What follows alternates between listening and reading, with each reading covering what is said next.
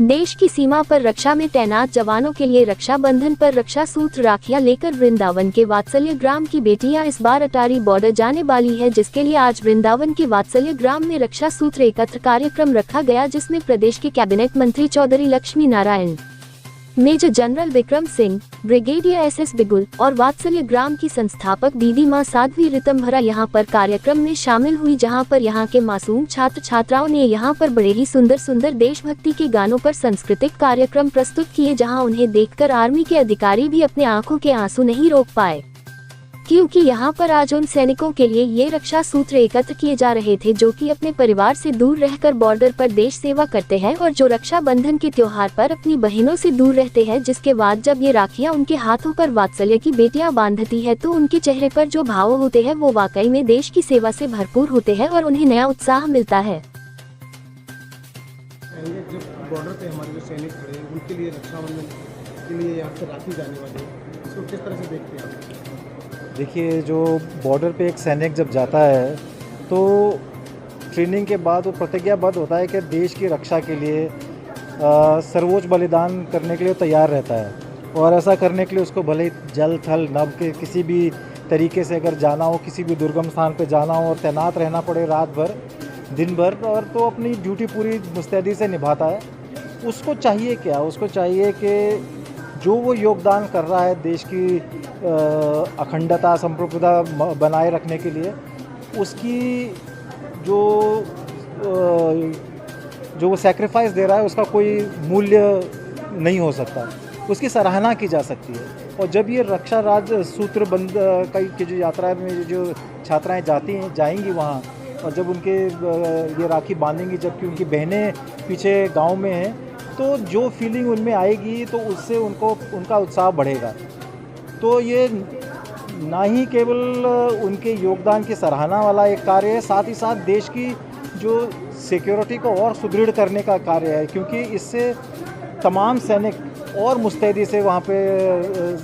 Border पे खड़े रहेंगे, क्योंकि उनको पता है कि उनका जो योगदान है देश की अखंडता बनाए रखने के लिए, उसका देश सराहना कर रहा है और उसकी जो मूल्य है उसको समझ रहा है। आप सब सेना में हैं, सेना से जी, जो सैनिक वहाँ पे उनकी बहनें नहीं जा पाती, ऐसे में यहाँ से राखी जाती है, उस समय क्या मन में भाव आता है? देखिए, सबसे पहले तो जो मैं भी ऐसे स्थान पर रहा हूँ जबकि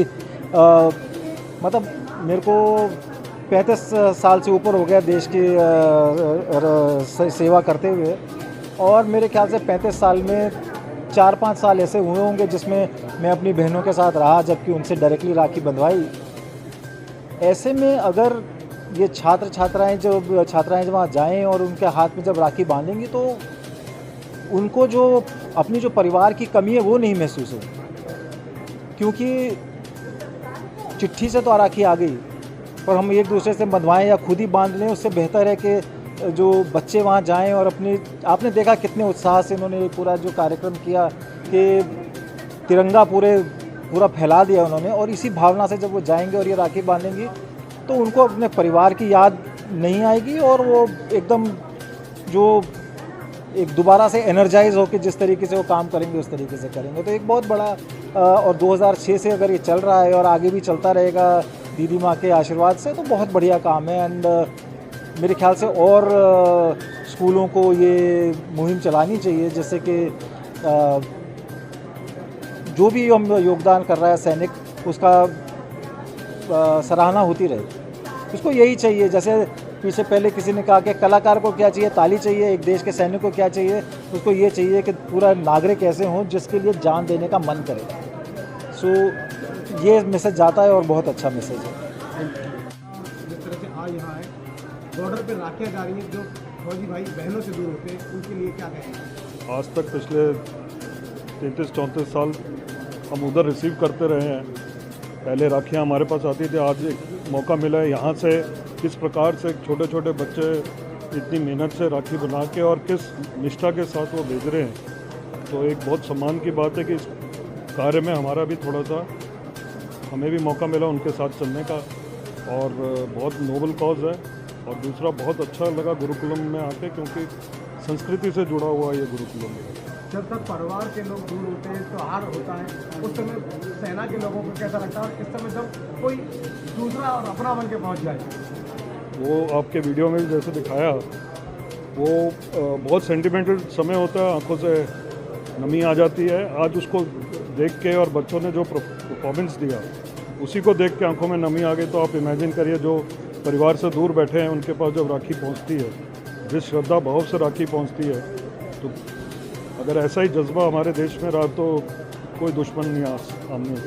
हमारे सामने टिक सकता। जो बॉर्डर पे सैनिक हैं, उनकी बहनें उनसे दूर होती हैं, ऐसे में यहाँ की बेटियाँ